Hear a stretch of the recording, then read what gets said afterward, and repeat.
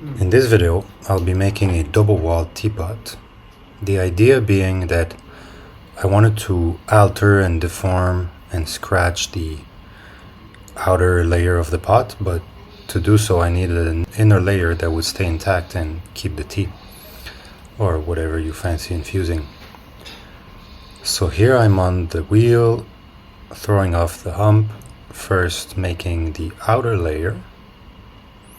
I'm aiming for quite an elongated, tall shape.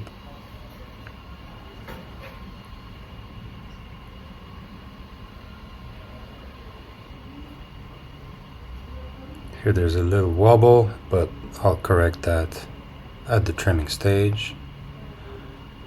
Removing the slip from the outside. And that is the outer layer of the pot to be.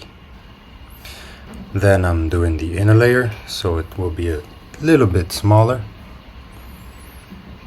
2-3 pulls, and we have our desired thickness. And on this layer, I'll be making a little ridge for the lid to sit on. There are many ways to make the lid and body junction. You can make a ridge on both, you can make a ridge only on the pot or only on the lid. Here I'm making a little ridge on both lid and body.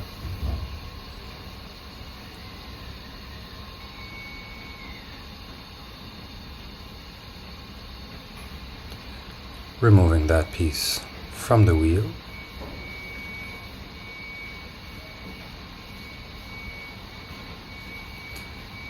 Not without some challenges. Got a little sticky. And then I'll be working on a spout, followed by a lid. To do the spout quite thin, I use a pick and a finger on the outside. I found that a thin spout usually equates to a satisfying pour. If your pot drips a lot when you pour them, you might have a thick spout. Here goes the lid, thrown upside down.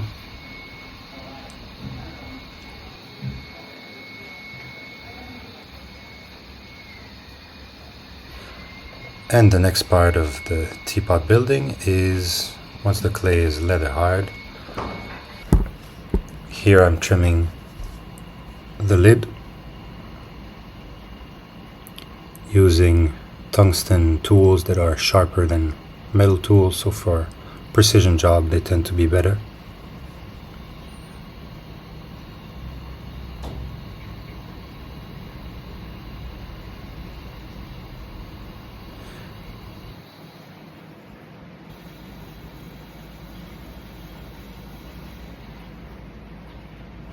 Then I have this slightly wobbly shape that will be the outside of my pot.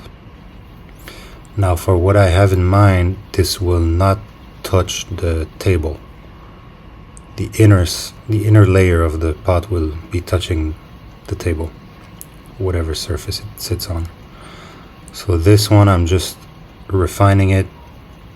I don't worry so much about the wobble because I'll slightly correct it, and also I'll model it, deform it quite a lot later on, so that's just to give an outer shell to our pot.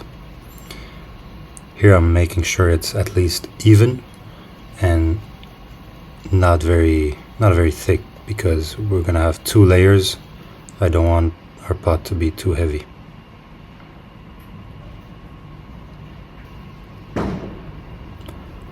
Proceeding to trim the inner layer. Now this one will need a little foot. Notice I don't secure my pieces on the wheel with little humps of clay. I just stick it there with a little bit of water. I find that much faster, and with a bit of experience you get the hang of it.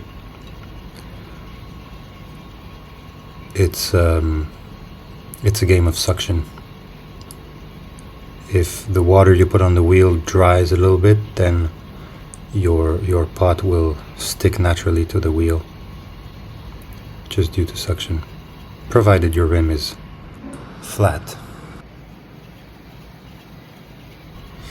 Here goes our little foot.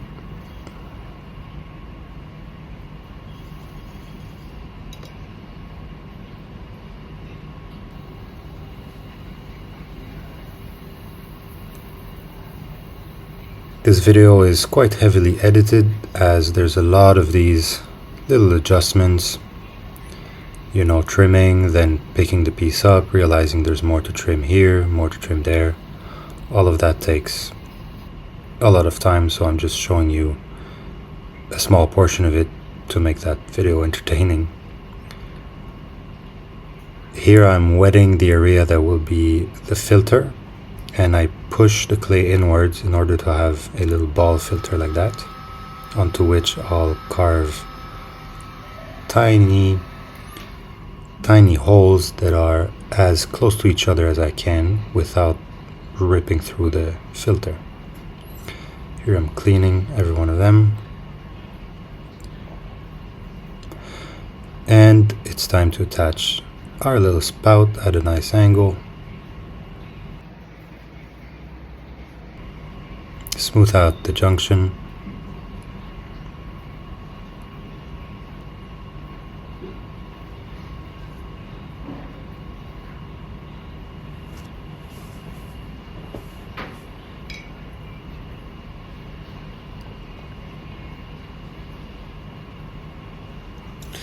And now wondering, how are these two gonna fit into each other?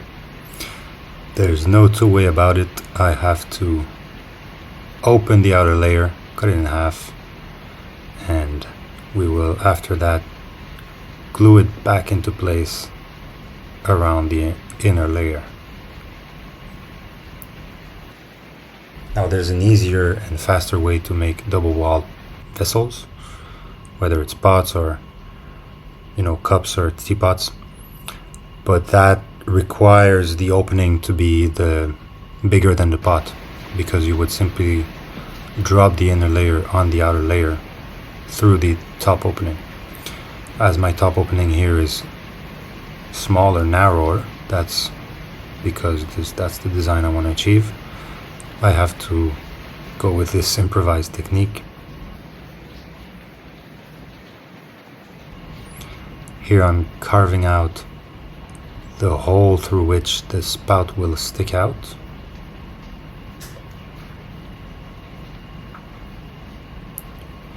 Again, there's a lot of trial, a lot of removing, then testing, then removing some more.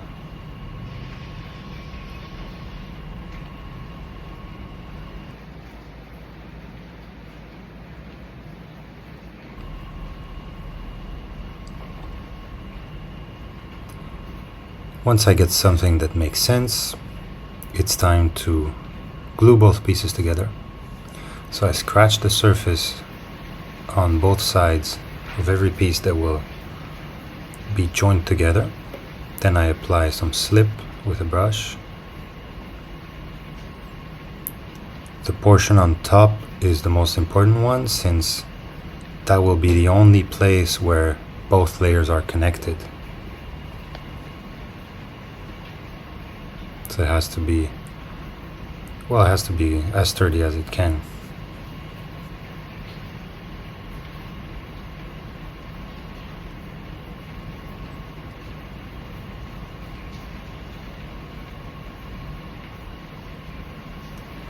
Here we go, armor's on, but there's quite a gap between both layers on top, which I'm filling with a little coil and compressing both layers onto each other. This again takes time, just showing you a little preview, curated preview.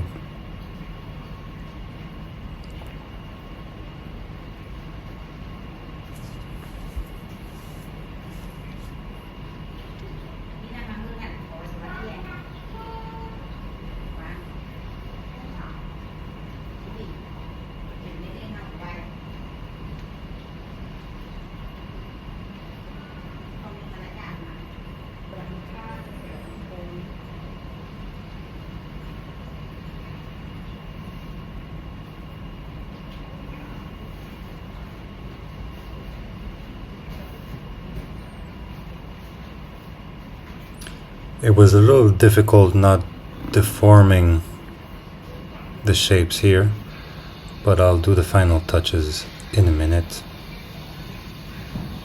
But before, I'm attaching the handle that I quickly did on a little slab, just rolling it and flattening it. Simple little handle that I'm gluing to the outer layer, reinforcing our junction here with a little coil.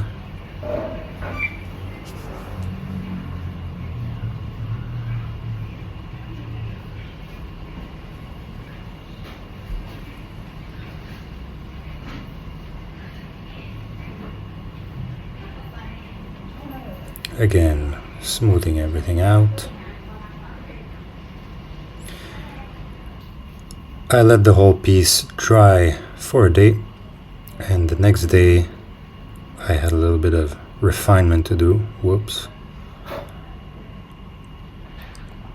Over that junction there that got a little bit messy with the coils. So now I'm cleaning this section out.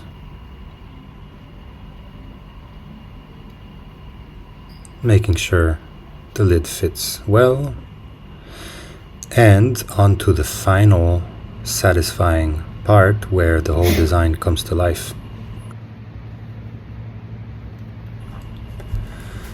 My idea here is to make it as if the outer layer was some kind of decaying material that was broken out and damaged by time or something.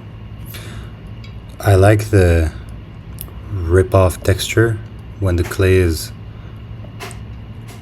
half dry like this. I can kind of break it and create this organic ripped off texture. First I'm doing that around the opening for the spout and then at the bottom.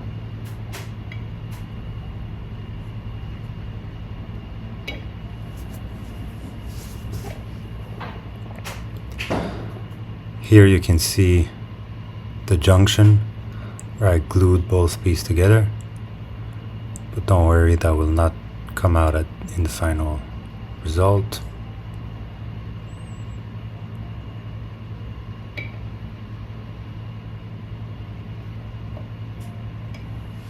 So that's obviously the fun part where the true face of the pot is revealed and the idea comes to life.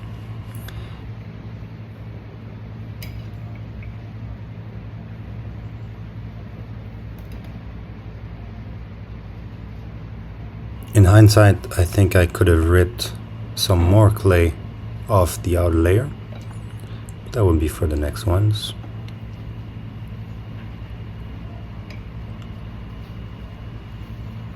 I'll keep quiet and let you enjoy the destruction.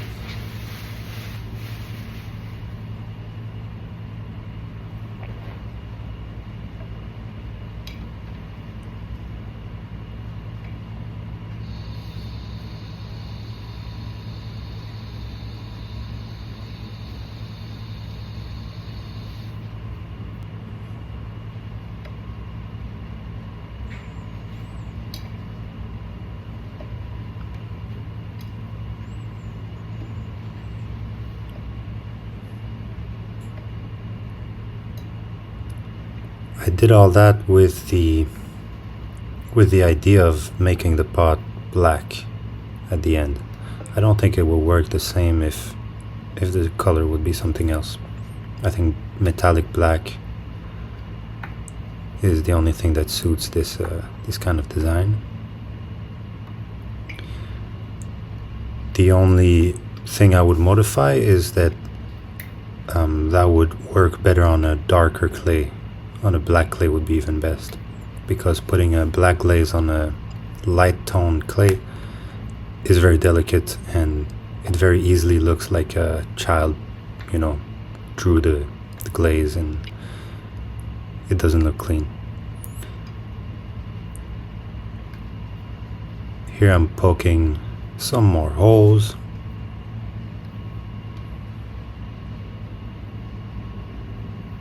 Almost there.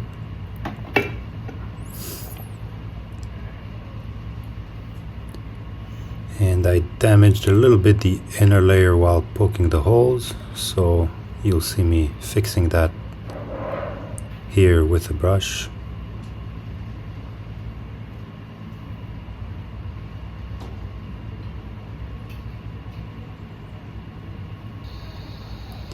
Finally, it's time to sign our piece.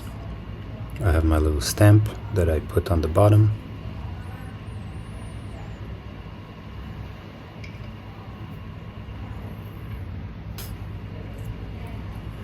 By the way, my stamp is an R and a B that are flipped and stylized in a way that they look kind of like Chinese characters. But R and B are my initials, hence RB Ceramics. Here is the result after the glaze. As I told you, metallic black. It was a little tricky to glaze. Unfortunately, I didn't have that on camera, but it was a mix of pouring and spraying the glaze. And that's the result. Thank you for watching.